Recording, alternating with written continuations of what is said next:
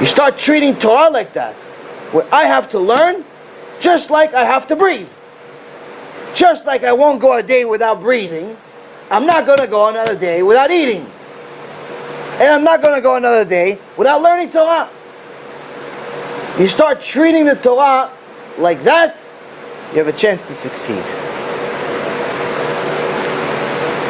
In the book, To Remain a Jew, by Rabbi Yitzchak Zilber, he gives an amazing example on page 364. It says all the things that he did in his life. He went through practically a Holocaust and a lot of craziness in Russia, persecution, beat him up, took his money, tortured him and his family, went to jail for just being a Jew. He says, my most important thing that I wanted to do every day, aside from obviously teaching the public Torah, was to teach my son a little Torah also. Teach my son. But one day I was really, really tired. In the middle of a shiur, I was starting to fall asleep.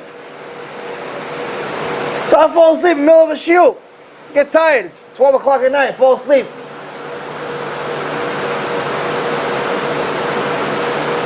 And my son said, Abba, why don't you take some rest? And I thought to myself, yeah, you know what? I really should rest. I really was tired. But then I said to myself, maybe it's just the Yetzer Hara. Maybe it's Yetzer Hara just making me tired. So I said to my son, okay, wake me up in a half hour. That's all I need. I need a half hour just to get myself power nap. I got a half hour. I woke up and we started studying. We had a great lesson. But the most important lesson of that day was this. Was that I finally realized and learned what it means to do everything l'shem shamayim. What to do everything for the sake of heaven. Two people exist, two people have the same exact job. Both made the same amount of money. Both, let's say, make $75,000 a year as an example I'm going to give you now. Two people make $75,000. Both of them work the same amount of hours. They both work 12 hours a day, let's say. They both make $75,000. One guy makes all of his money and works as hard as he does to make sure that he has money to pay for the vacation to Cancun or to Israel or to Mexico or a different place. I think Cancun is actually in Mexico. So somewhere else, to Greece. Or to buy some furniture or to buy a newer car.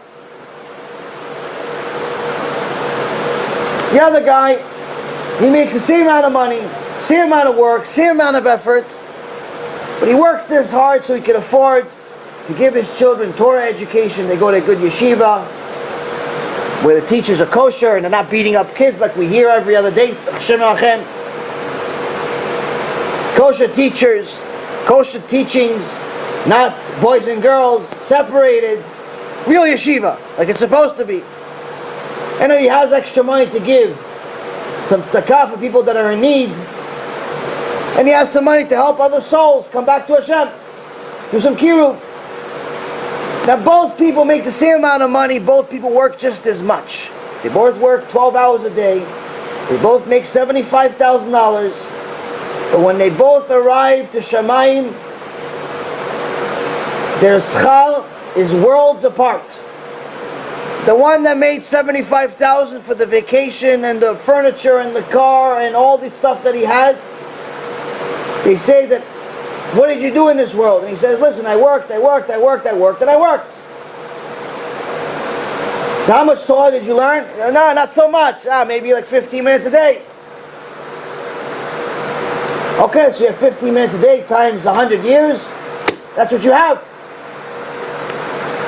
The other guy comes. So what'd you do in the world? Like, I worked. And what'd you do with the money? I did this. Like, oh. Every single minute of your job is considered as if you learned Torah. Why? Because the only reason you worked is not because you wanted to get fancy hotels and fancy cars and fancy anything. Even if you got them. Even if you had a big house. Even if you had a fancy car. But the main purpose of you working hard was to make sure that you're supporting Torah, supporting tzedakah, supporting zikuy harabim, and the other things were just a byproduct. It's considered as if every minute of your job was considered as if you learned Torah. In addition to the Torah that you learn, obviously, in reality. You can't just say, listen, I work all day and I learn Torah. Enam haaretz chasid. There's no such thing as a righteous person that's also an ignorant. You have to learn Torah in addition to working. But nonetheless, if every job that you did, everything you did, had Hashem in mind, I'm doing this so I can learn more Torah, publish more Torah, support more Torah, it's considered as if it's all Torah. And Rav Zilber says, that half-hour nap, I didn't nap just because I wanted to sleep. Just like any other animal, I need to sleep. But I slept just so I could learn better Torah.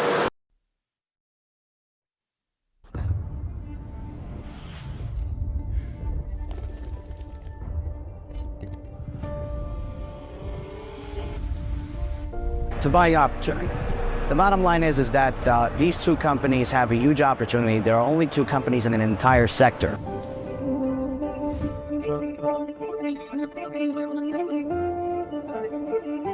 My story doesn't start with religion. My story doesn't start with the truth. My story starts with Alma de Shikra, the world of lies. God gave, God took, may His name be good.